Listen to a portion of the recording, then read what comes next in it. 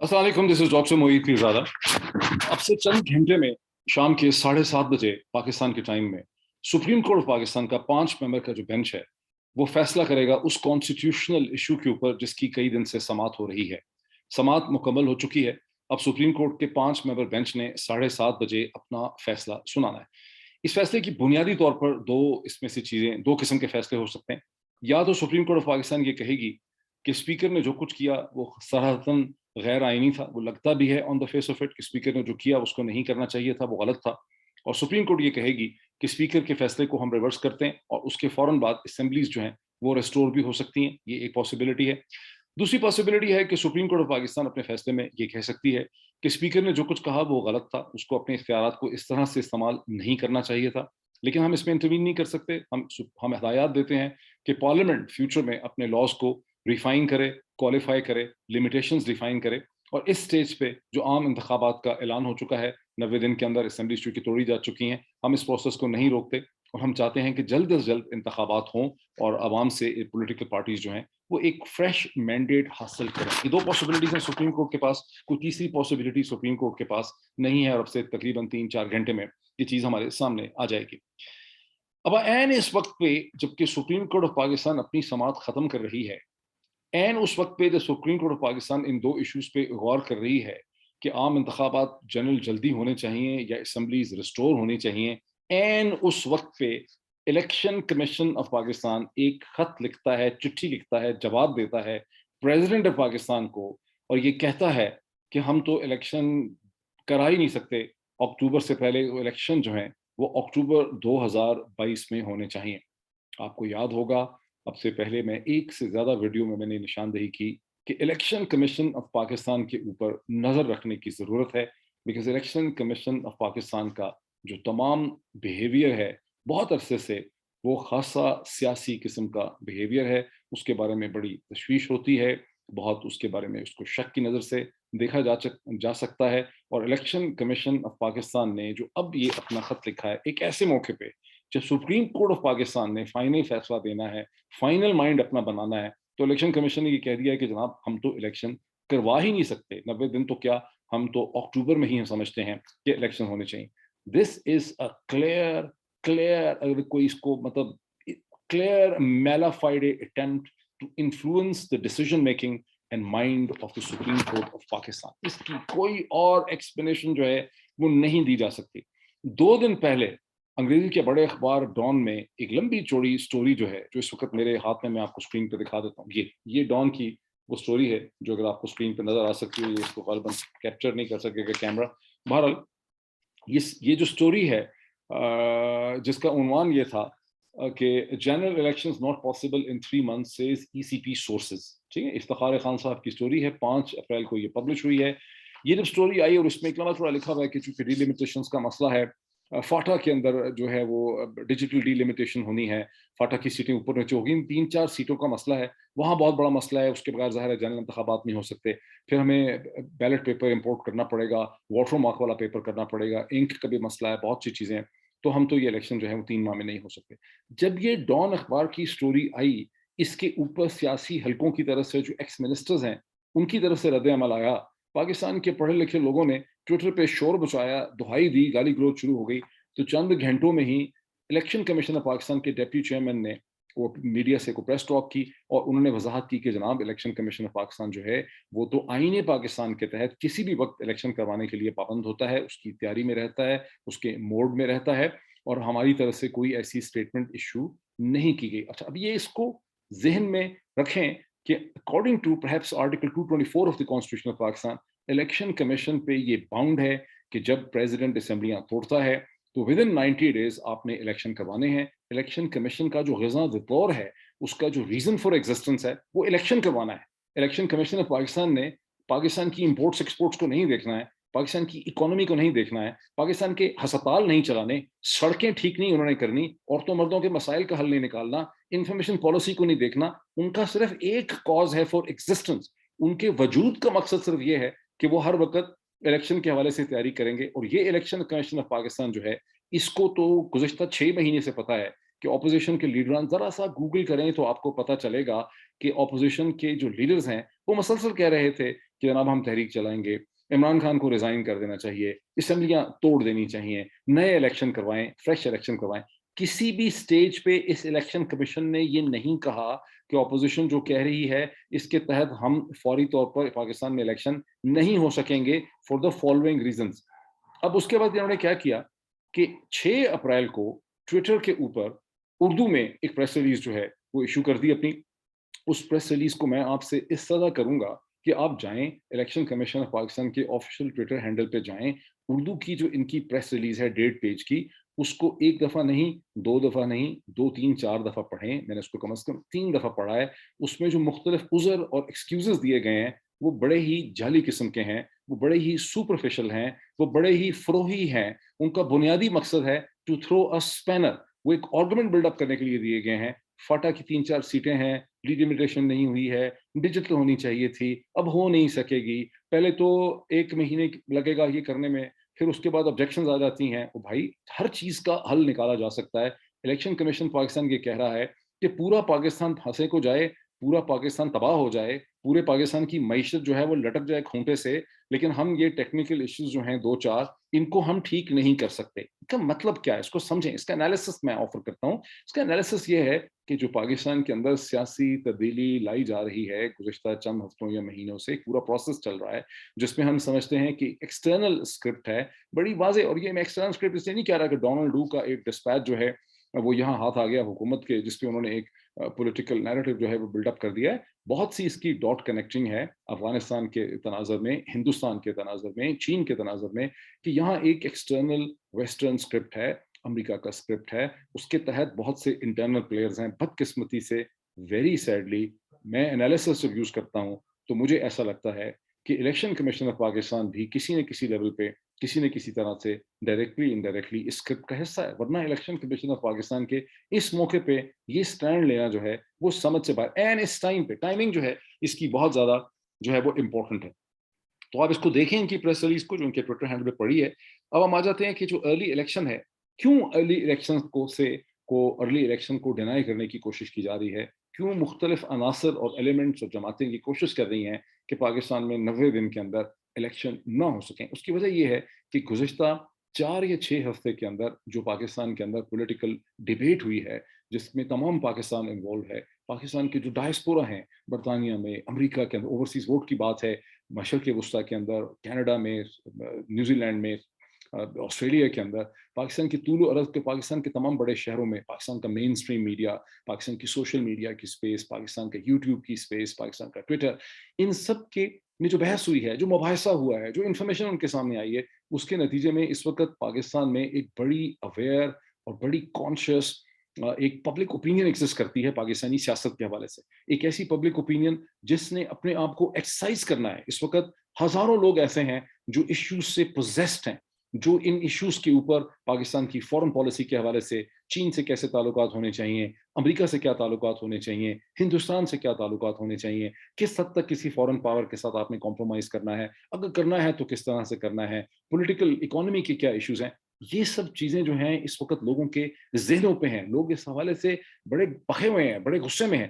And اس وقت پہ اگر جب الیکشن ہوتے ہیں 90 دن میں, تو یہ جو اویئر سٹیزنری ہے یہ نہ خود بلکہ نہ صرف خود اس الیکشن پہ اثر انداز ہوگی, بلکہ یہ اپنے ان میسیجز کو, اپنی اس کمیونیکیشن کو, اپنی اس انڈرسٹینڈنگ کو اور لوگوں کے ساتھ شیئر کرے گی, اور ایک بڑا جینون, ایک بڑا میننگ فل, ایک بڑا ہیلدی, ایک بڑا سیاسی شعور کے ساتھ کا الیکشن جو ہے وہ ہو سکتا ہے جون کے اندر, جولائی کے شروع میں. اور election commission of Pakistan as part of some script, my analysis, اس پورے پروسیس کو روکنے میں اپنا رول جو ہے وہ پلے کر رہا ہے. اور میں نے بارہا ویڈیوز میں کہا, میں نے بارہا اپنے ٹویٹر میں کہا, اس الیکشن کمیشن کی ساخت پہ, اس کی نیت پہ مجھے تو کم از کم ہمیشہ سے شک رہا ہے. اس کی تمام جو ایڈمنسٹریٹو کاروائی ہوتی ہے وہ بڑی سلیکٹیو ہوتی ہے. وہ ایک پورے ایجنڈے کے ساتھ یہ الیکشن کمیشن جو ہے بدقسمتی سے, I am very sorry to say this, کہ یہ مسلسل اس لحاظ سے آپریٹ کر رہا ہے. میں یہ ظاہر ہے یہ انالیسس ہے میرا. اب ہم آ جائیں کہ ارلی الیکشن کا کیا نقصان ہوتا ہے. ارلی الیکشن کا نقصان ہوتا ہے کہ ظاہر ہے کہ ایک اویئر پبلک ہے, آپ نہیں چاہتے کہ یہ اس وقت جو ایک اویئر پبلک ہے, جو ایجیٹیٹڈ پبلک ہے, جو سیاست میں انٹرسٹ لے رہی ہے, یہ ووٹ ڈال سکے. آپ کو یہ بھی ہے کہ اگر چیزیں لٹک جائیں گی تو نئے نئے ایشوز کھڑے ہوں گے. وہ نئے نئے ایشوز جو ہیں اس وقت کے ایشوز کو ڈسپلیس کر دیں گے. جسے کہتے ہیں ایونٹس ٹیک اوور اور ایشوز ٹیک اوور, ایک وہ خیال ہے. پھر یہ ہے کہ جب آپ یہ فرا گل اور فلاں گجر دیسن گجر ون اینڈ گجر ٹو, جب اس قسم کی چیزوں کو آپ چلائیں گے تو بھی اس سے ایک ڈسپلیسمنٹ ہوگی. پوری سیاست جو ہے اس کو ایک ڈفرنٹ ڈائریکشن میں آپ لے کے جائیں گے, ایک ڈفرنٹ قسم کی آپ ڈبیٹ کریں گے. اریسٹ کر لیتے ہیں عمران خان کو, ان کے ایکس جو منسٹرز ہیں ان کے ساتھ کر لیتے ہیں, وہ پھر ایک نئی ڈبیٹ جو ہے اس حوالے سے شروع ہو جائے گی. ہو سکتا ہے کوشش یہ بھی ہو جو ایک نیا کولیشن سیٹ اپ ہو کے عمران خان کو جیل میں ہی رکھیں تاکہ اس کا پبلک کانٹیکٹ جو ہے وہ ہو ہی نہ سکے, یا اس کو ڈسکوالیفائی کر دیں. یا جو پی ٹی آئی کے خلاف ایک فورن فنڈنگ کیس کسی مقصد سے اب تک رکھا, لوگ پوچھتے تھے کیوں رکھا ہے, اس کا فیصلہ کیوں نہیں کرتے. ایکسپیکٹ کریں کہ وہ فورن فنڈنگ کیس کا فیصلہ بھی شاید اگلے چند دنوں یا ہفتوں میں کر دیا جائے, تاکہ مقصد یہ ہوگا کہ پولیٹیکل فیلڈ کو آپ افیکٹ کریں گے, اس کو ٹرانسفارم کریں گے, اس کو ری ڈیفائن کریں گے. تو یہ یہاں پر ایک کوشش ہے, یہ وہ اسکرپٹ ہے. اب ایک میں نے ڈائگریشن کرنی ہے جس کا ڈائریکٹلی اس سے تعلق نہیں ہے. میں نے اکثر دیکھا کہ جب گزشتہ کئی مہینوں میں یا برسوں میں نے وی لاگس کے اندر, ٹویٹس کے اندر میں ہمیشہ اس طرف اشارہ کرنے کی کوشش کی کہ امریکہ ایک بہت بڑی طاقت ہے. میں نے ان لوگوں کو بھی کرٹیسائز کیا جو سمجھتے ہیں کہ امریکہ اور چین کے درمیان گیم چینجر ہو گیا, belt and road initiative, CPEC, دنیا تیز ہو گئی, ہسٹری چینج ہو گئی, اب تو چین ہی طاقت ہے. تو میں نے کئی دفعہ کاشلی اور پولائٹلی اس طرف اشارہ کیا کہ ایسا نہیں ہے. لیکن ہم نے پاکستان کے اندر ایک بیوقوفی کا اس قسم کا ماحول بنایا ہوا تھا جس میں دنیا کی حقیقتوں کو ہم نہیں سمجھ سکے. امریکہ ایک ایسی طاقت ہے جس کی چند بڑے بڑے ممالک کو چھوڑ کے جتنے بھی ترقی پذیر ممالک ہیں وہاں پر امریکہ کی ان کے ایڈمنسٹریٹو, ان کے لیگل, ان کے میڈیا انفارمیشن سسٹمز کے اندر, ان کے انتظامی ڈھانچوں کے اندر, سیاسی ڈھانچوں کے اندر امریکہ کی بڑی ڈیپ پینیٹریشن ہے. امریکہ نے اور برطانیہ نے بڑی انویسٹمنٹ کر رکھی ہے ان سسٹمز کے اندر, اور وہ ان انویسٹمنٹس کو یوز کرتے ہیں, وہ اندر سے آ کے نیریٹو شیپ کرتے ہیں, چیزوں کو ایک ڈائریکشن میں پش کرتے ہیں. وہ یہ نہیں کر سکتے تو چین میں نہیں کر سکتے. آپ نے دیکھا کہ چین میں بہت طرح طرح کی قدغنیں اور رکاوٹیں اور لمیٹیشن لگائی گئی ہیں امریکہ کے میڈیا کے اوپر, امریکہ کی ڈپلومیٹک پریزنس پہ ان کی. حالانکہ ان کا بہت ٹریڈ ہے, ان کا بہت بزنس ہے, لیکن وہ انہوں نے بڑا ٹائٹ کنٹرول رکھا ہوا ہے. یہی صورتحال رشیا میں ہے. وہاں پر وہ کھلم کھلا کہہ رہے ہیں رجیم چینج کا, لیکن وہ رجیم چینج رشیا میں کر نہیں سکتے, اس لیے کہ روس کے اندر اس قسم کی فائر والز لگائی گئی ہیں جس میں امریکہ, ہاں ایک وہ روس تھا 1990s کا جس میں بورس اس وقت یلسن تھے میرا خیال ہے, اس روس کے اندر امریکہ کو بڑی پینیٹریشن حاصل ہو رہی تھی. امریکہ کوشش کر رہا تھا کہ اور ہو, لیکن پریزیڈنٹ پوٹن کے آنے کے بعد اقتدار میں وہ پینیٹریشن جو ہے امریکہ کی اس کو ریورس کر دیا گیا. ایک زمانے میں 2007-8 کے بعد پاکستان کے اندر سی آئی اے کے سینکڑوں ہزاروں, میرا خیال ہے 1,500 سے زیادہ مختلف کانٹریکٹرز اسلام آباد, لاہور اور کراچی کے اندر بیٹھے ہوئے تھے, جو اس وقت پھر ان کو بعد میں حکومت نے فیصلہ کیا, ہمارے اداروں نے فیصلہ کیا اور بڑی مشکل سے ان کو یہاں سے نکالا گیا. بٹ یہ تو بڑی فزیکل قسم کی ایگزامپلس ہیں پینیٹریشن کی, یہ تو بڑی کہہ لیں کہ اوور دا بورڈ چیزیں ہو رہی تھیں, پر بڑی ڈیپ پینیٹریشن ہے. یہاں پاکستان میں اٹھ کے لوگ آپ کو نعرے مارتے ہیں امریکہ کے خلاف, نعرے مارتے ہیں اسرائیل کے خلاف. ابھی دیکھیں جو کچھ ہو رہا ہے, کس طرح سے ایک ایکسٹرنل اسکرپٹ ہے, کس طرح سے امریکہ کی ایک ریکوائرمنٹ ہے جس پہ انہوں نے ایکٹیولی کام کرنا شروع کیا ہے کہیں جون جولائی 2021 میں. کیسے وہ اپنے ریزلٹس جو ہیں یہاں پہ حاصل کر رہے ہیں, پبلک اوپینین شیپ کر رہے ہیں, لیگل انسٹیٹیوشنس کو متاثر کر سکتے ہیں, ایڈمنسٹریٹو ڈھانچے کو متاثر کر سکتے ہیں, پالیٹکس کو ایک ڈائریکشن دے سکتے ہیں. ابھی سری لنکا میں انہوں نے جو کر کے دکھایا ہے اس پہ آپ کو کوئی شک ہے.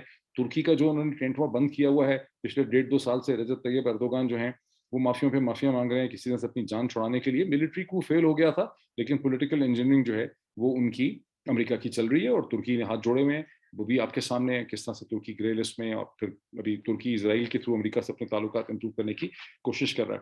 تو ابھی ہم دیکھ لیتے ہیں کہ سپریم کورٹ کا فیصلہ کیا آئے گا.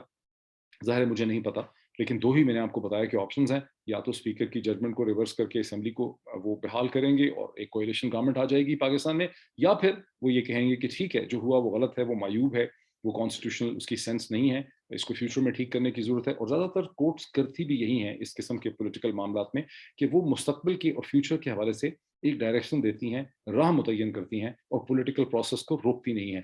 اس وقت جو پولیٹیکل پروسیس ہے وہ پاکستان کے لیے بہت امپورٹنٹ ہے. میری ابھی بھی یہی امید ہے, مجھے نہیں پتا, شاید 10-15% میرے دل میں کوئی ہے امید کہ سپریم کورٹ جو ہے وہ فیصلہ کرے گی جو ایک پاکستان کے وسیع تر مفاد میں ہوگا, جو پاکستان کی معاشرے کی, پاکستان کی ریاست کے, اس کی پولیٹیکل اکانومی, اس کے شہریوں اور اس کا جو فیوچر ہے اس کے حوالے سے فیصلہ ہوگا. صرف ایک ٹیکنیکلٹی پہ فیصلہ نہیں ہوگا. ایک اور بڑی انٹرسٹنگ چیز ہے, یہ وکلا حضرات, آپ دیکھ رہے ہیں میں آج بھی ٹیلی ویژن براڈ کاسٹ میں بیٹھا ہوا تھا, اور माशाल्लाह बड़े बड़े ब्रिलियंट वकील हैं, बैरिस्टर्स भी हैं, वो हमें बता रहे थे कि आईन पाकिस्तान की खिलाफवर्जी हो गई है, हमें तो खाना हजम नहीं हो रहा है, आईन पाकिस्तान की खिलाफवर्जी के नतीजे में आईन पाकिस्तान की खिलाफवर्जी के नतीजे में दुनिया को शक्ल नहीं दिखा सकते। जब तक आईन की खिलाफवर्जी ठीक नहीं होगी, जब तक ये असेंबली रिस्टोर नहीं होगी, पाकिस्तान का तो प्रोसेस आगे चल नहीं सकता। मुझे जो रोटी खानी है पाकिस्तान के लोगों में, वो इन आइन की शिकों से नहीं निकलनी, वो पाकिस्तान की पॉलिटिकल इकोनॉमी से निकलनी है। इस वक्त अब मजे की बात है, अगर आप इन सारे वकीलों को भी फोन करके पूछेंगे कि इलेक्शन कमीशन ऑफ पाकिस्तान खुल्लम खुल्ला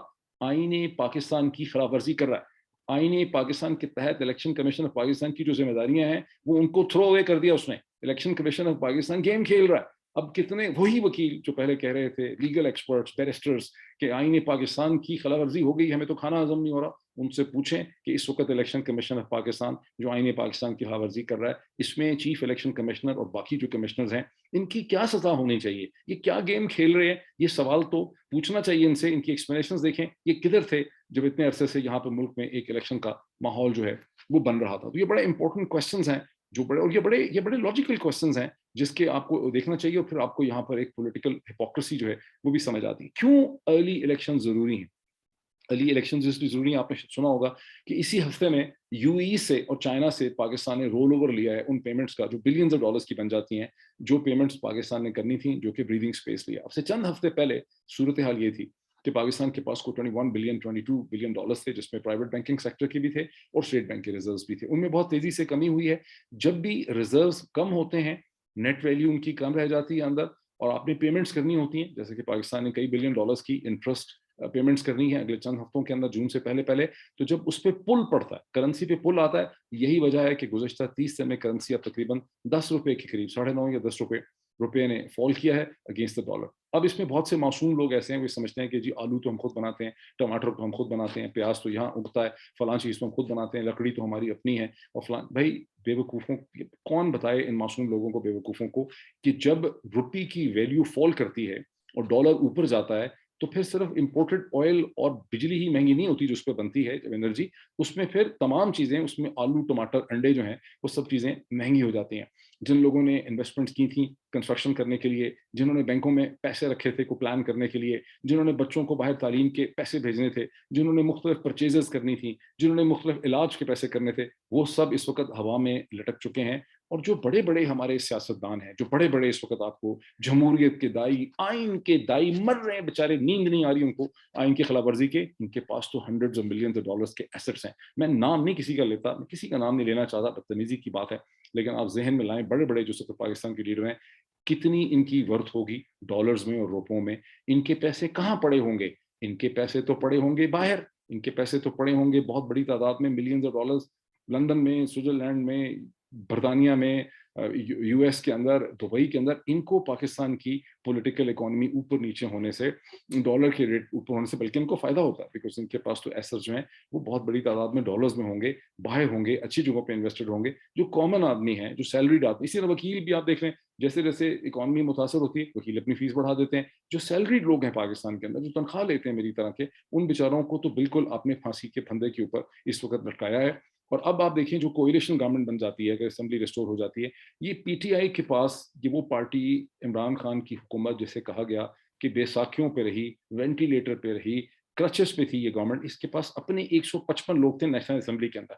अब जो माशाल्लाह ढांचा वापस यहाँ लाने की कोशिश की जा रही है, उसमें तो पीएमएलएन के पास 84, पीपीपी के पास 56, 56, और जो 3 मेरा ख्याल है मजहबी जमातें हैं उनके पास 15, उन सबको मिला लें तो 155 बनते हैं या इससे भी कम। उसके बाद आपको जो 17-18 का फिगर है उसको पूरा करने के लिए 3,000 जमातें और होंगी। इसका मतलब है कि 7-8 जमातें, एमक्यूएम के साथ डाल दें, 162 बन दें, 7-8 जमातें मिलके एक गवर्नमेंट बनाएंगी जो कानून साजी करना चाहती है, जो जाहिर है with view to coming election उसने अपने मिनिस्टर्स लगाने हैं, एसएपीएम लगाने हैं, एडवाइजर लगाने हैं, बहुत बड़ी उसने चेंज लानी है, अपनी मर्जी के फेडरल सेक्रेटरी लगाने हैं, एडिशनल फेडरल सेक्रेटरी लगाने हैं।